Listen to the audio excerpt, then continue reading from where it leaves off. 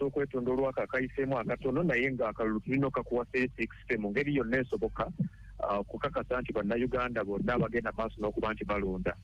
tukusiigira ekifaananyi embeera nga bweri gwatuwuliriza mukadde kano wano wendi emagere abantu bagenda maaso n'okulonda bulungi nnyo era embeera nzikakkamu ab'ebyokwerinda bwe bali okulaba nti embeera esigala nga nzikakkamu amagye ne poliisi naye nga bo abantu mu nnyiriri mwe bali era okulonda kugenda mu maaso bagenda bakendeerako naye bwe tutuukidde wano ng'abantu bangi naye nga tewali kigenda mu maaso naye kati sofa okulonda kutambula bulungi nnyo mukadde kano tuli ne mu bitundu Pulezidenti Museveni gy'agenda okulondera Erwakitula era Harriet njagala otegeeze bannayuganda ebigenda mu maaso mu kiseera kino eyo gy'oli eyanzanyo Petersoni weebale kuweereza eggwanga abawuliza aba Radio 4 Radio 7 Masindi Radio 8 Masaka balamukizaako weebale okubanga muwuliza Radio 4 ndi wano eno mu disitulikiti y'Ekiwuula omukulembeze w'eggwanga wagenda okubira akaluluke era n'enteekateeka ez'okulonda zino zigenda mu maaso wano ku ssomero lya Karo High School erisangibwa ku kyalo Nserense mu disitulikiti y'Ekiwuula omukulembeze w'eggwanga era akwatidde ekibiina ki NRM bendera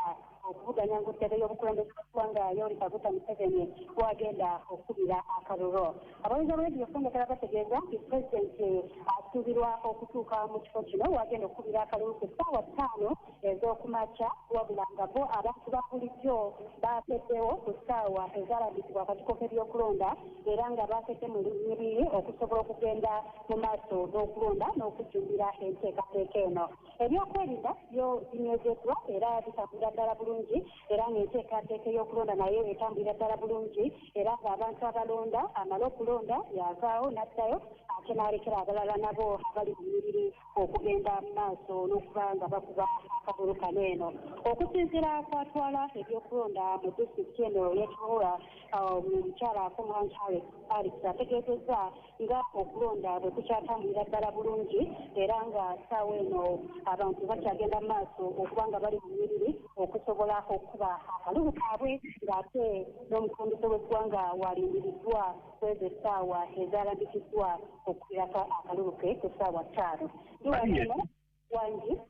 eno mu bitundu ebisinga obungi abantu baluddewo okutandika okulonda olw'ensonga y'obuuma babadde balina okukozesa eyo kibadde kiti abantu bakedde kulonda mu budde bwagamba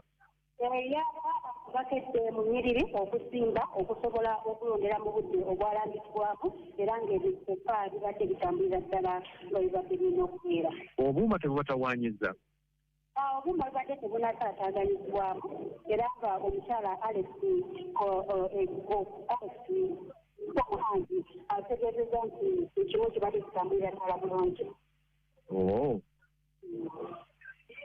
kale waliwo akaterekeka kotuwa mukadde kano ku nsonga ezo eziri eyo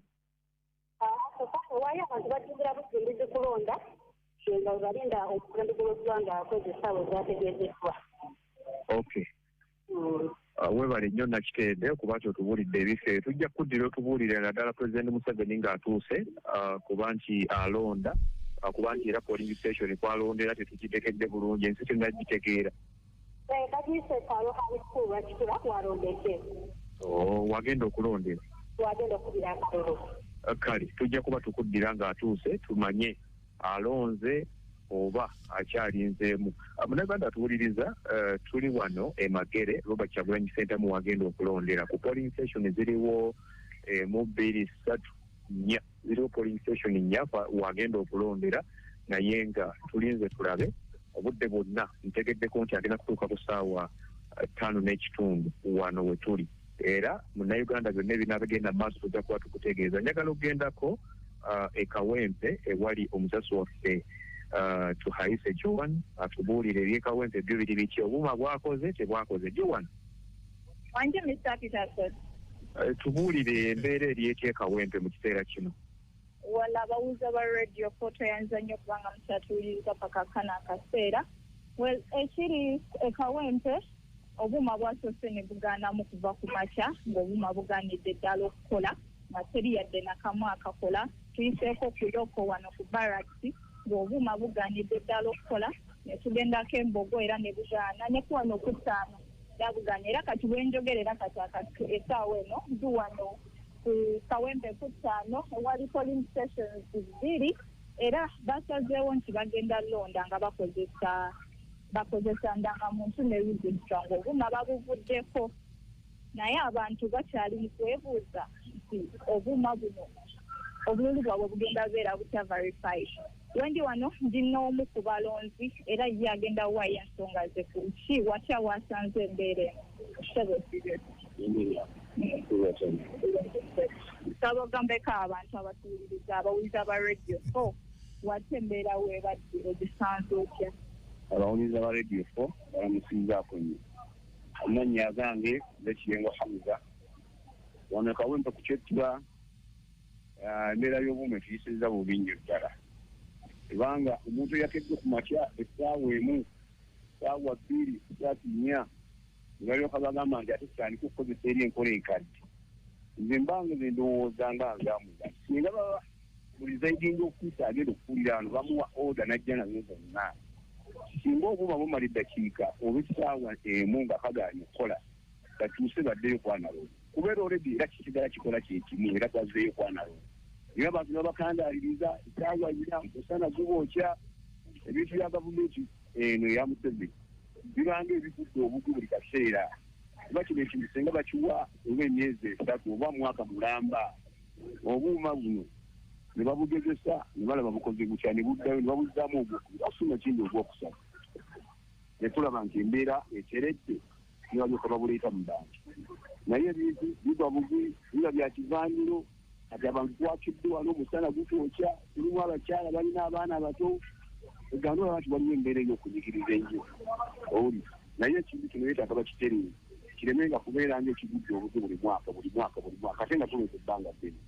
ekigadde nze Kiyengo Hamza Kawempe yankukyala wala yebadde ndowooza y'abantu wano e Kawempe n'obasawe balowooza ku byuma ne gavumenti akaseera kano tugendako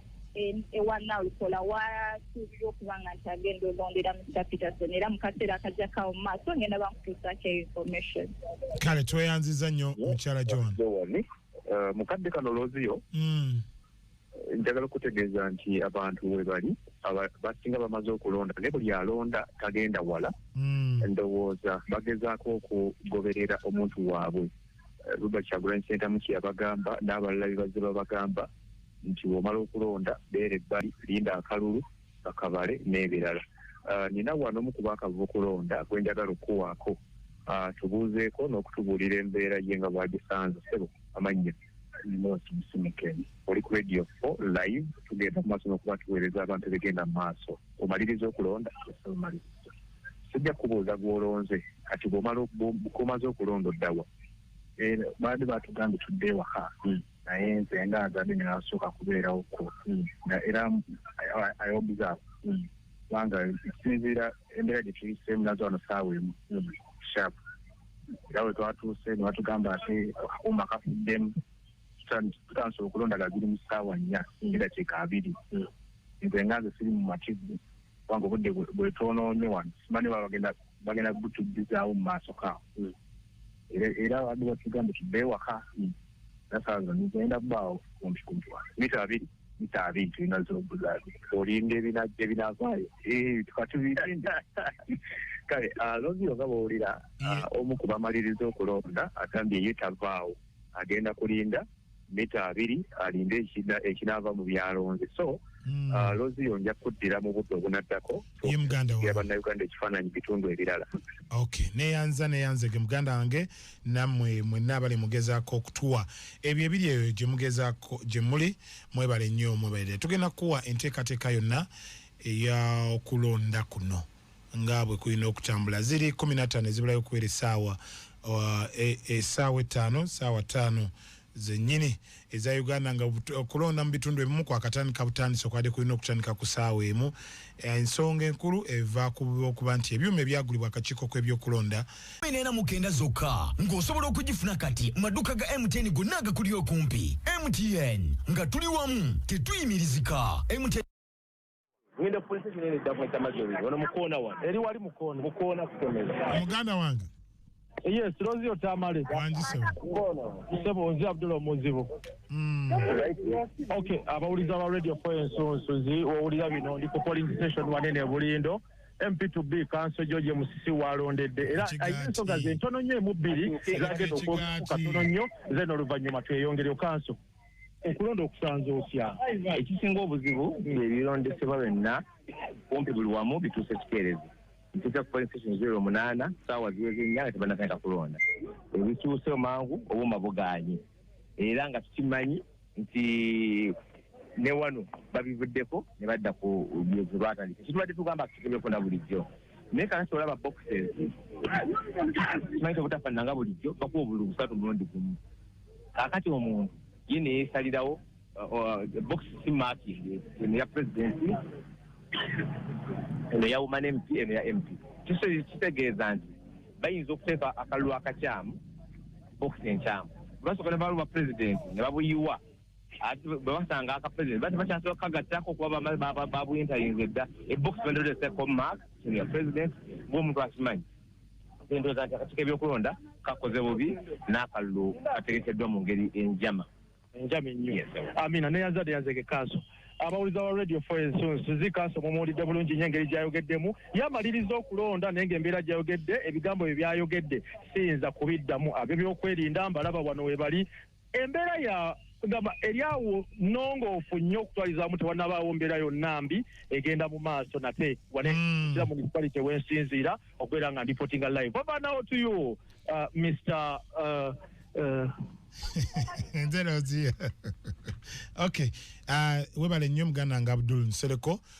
Tuli mu Uganda esalawo 2 tugezaako kuwa ekifaananyi ekiri eyo gwe gy'otasobola kubanga otuuka. Mbadde nkyakunnyonnyola ebifo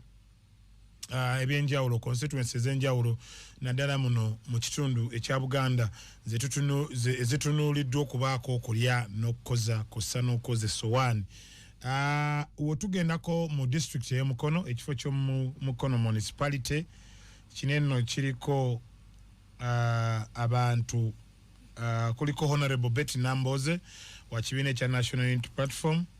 ono kuliko Reverend Peter Bakalwa Mukasa, ono ye ssentebe wa district yaliyo, kuliko ali independent, kuliko Fred Kajimu ono wa DP, kuliko Hanifa Nabukeera ono yembako omukyalo wa district eyo aliyo naye nga yasazeewo okujja ku bwannamunigina mu municipality eye Mukono, kuliko Dr. Daisy Nabatanzi Sonko wa kibiina ekya NRM. Bwe tugendako mu Bukomansimbi South mu district ye Bukomansimbi okuvuganya okw'amaanyi kuli wakati w'omubaka Kayemba Solo ow'ekibiina kya National Unity Platform, Hassan Mukibi talina kibiina, Kosane Bashir Semakula wa kibiina kya NRM, nga buli omu awera okusuuza munne ekifo. Mu kitundu eky'Emityana ku kifo ky'omubaka omukyala, omubaka aliyo yazze talina kibiina, ngono Joyce baagala ntwatwa atuuka ne mu kibiina kya NRM era minisita avunaanyizibwa ku by'ettaka Judith Nalule Nabakooba, kosa ne mu kibiina kya National Unity Platform Proscovia Mukisa, awo nga ewali okuvuganya okw'amaanyi. Kakati wano mu Kampala ekitundu ekya Kawempe South, buli nkambi mu Kawempe South yeewera okuvuganya okw'amaanyi kuli wakati wa munnakibiina kya NRM Madina Nsereko, kosa ayajidde ku bwannamunigina Royce Mboga wamu ne Fred Nyanzi ow'ekibiina ekya National Unity Platform. Mu district y'Ekyotera, Minister wa Microfinance Aruna Kasolo Cheyune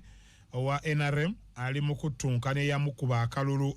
akabiri 21 gwe bayita John Paul Mpalanyi Lukwago, ono nga kati yajidde mu kibiina ekya National Unity Platform. Ababiri babadde nga bonna beegiriisa amaanyi. Mpalanyi yali mu kibiina ekya DP mu kulonda kuli okwagwa era nga Mpalanyi yafuna obululu 282,203 ate Minister Kasolo afuna obululu 2,431 mu kitundu ekya Nakawa East. Okuvuganya okw'amaanyi kuli wakati wa myuka omwogezi w'ekibiina kya NUP Waiswa Mufumbiro kosa munachibina cha DF Winifred Nakandi ate Michael Kabaziguruka wa PPF ne Fred Ruhindi ow'ekibiina cha NRM. Bogenda mu Mukono North okutuko kamanyi kuli wakati w'omubaka Abdallah Kiwanuka Mulima Mayuni ow'ekibiina cha National Unity Platform ngono yawangula eyaliko minister ow'ebyamazzi Ronald Kibule era nga kati bali mu kuvuganya mu kulonda kuno ennyo mu kulonda okwo bwe tugendako mu mambuka g'eggwanga omubaka omukazi ow'ekibuga ekya Mbale nga kati yazze ku banamuligira bamuyita Koni Galiwango kosa ne munnakibiina kya NRM Lydia Wanyoto Mutende kosa ne Aisha Nakayenze ow'ekibiina kya NUP bano bali mu kutunka wabula nga mu kulonda kwaliwo mu 2021 Galiwango yasawo okuvuganya ne Wanyoto mu kamyufu k'ekibiina kya NRM kyokka oluvannyuma kusaawa envanyuma n'awangula nga talina yasawo okuvuganya ne munnakibiina kya NRM Wanyoto kyokka n'awangula nga talina kibiina kya Jidde era bwatyo kwe kusalawo okomawo ku bwannamunigina nga bwe yawo li mu mulundi guli nga muganda waffe bwe yatugambye mu Mbejja yagambye nti mu bitundu ebya Busiro South Mathias Walukaga alabikidde Kakonge kyokka nga akakiiko k'ebyokulonda nga kayita mwogezi waako kategeeza nti buli gwe bajje mu kulonda okwo ajja batalabikirako naye mu bitundu ebya Busiro South Mathias Mulumba Walukaga ow'ekibiina kya NUP bamujja mu kulonda kuno nga bagamba nti empapula ze yateekayo tezenkana bulungi n'ezo ezigwanidde omuntu okukiikirira abanne mu Parliament okuvuganya okw'amaanyi nga bamaze okujjamu Walukaga nga kuluno besimbyewo abantu 12 kuvuganya okw'amaanyi kuli wakati wa Medali Lubega Segona atalina kibiina Abdul Kiyimba w'ekibiina kya NRM ne Emmanuel Matovu Magola atalina kibiina bwe tugenda eggulu mu division eya Lalo Peke kuvuganya okw'akati kuli wakati wa Minister w'ensonga za ssemateeka Nobert Mao ne Reverend Father Charles Onene Onono nga wa Independent kosa Tone Kitala ow'ekibiina ekya NRM. Nze Lozio Tamale ngenda komawo nkuwe n'ebitundu ebirala nga we bitambula tova ku 13 akatonyeze 3 Radio 4 ensusuzi tuli mu Uganda esalawo. Uganda esalawo. Radio 4 ensusuzi egenda kutusa